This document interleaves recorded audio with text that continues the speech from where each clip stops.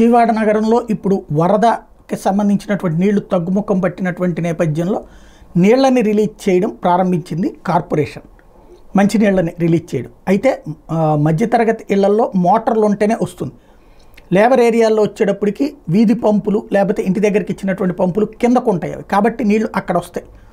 మధ్యతరగతి ఉండేటటువంటి ఏరియాలు ఎగువ ఏరియాలో ఉన్నాయి, అందువల్ల అక్కడ మోటార్ వేస్తే కానీ నీళ్లు రావన్నమాట.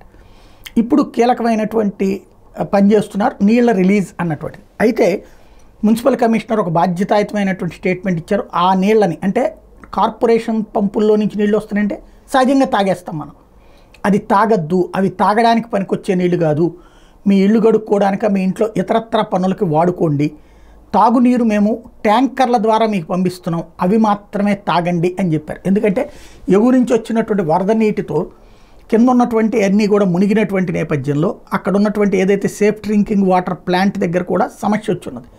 ఇప్పుడు ఆ నీళ్లలో నుంచి వచ్చేటటువంటిది అంటే వరద నీళ్ళే వచ్చేది. ఇప్పుడు ఈ టైంలో అవి తాగితే అనారోగ్యాల పాలయ్యేటటువంటి పరిస్థితి ఉంటుంది. కాబట్టి ఆ నీళ్లు తాగద్దు, వాటిని కేవలం ఇంటి అవసరాలకి వాడుకోండి, తాగడానికి మాత్రం కార్పొరేషన్ తరపున పంపిస్తున్న ట్యాంకర్లు వాటర్ ట్యాంకర్లని వాడుకోండి అని సూచిస్తున్నారు.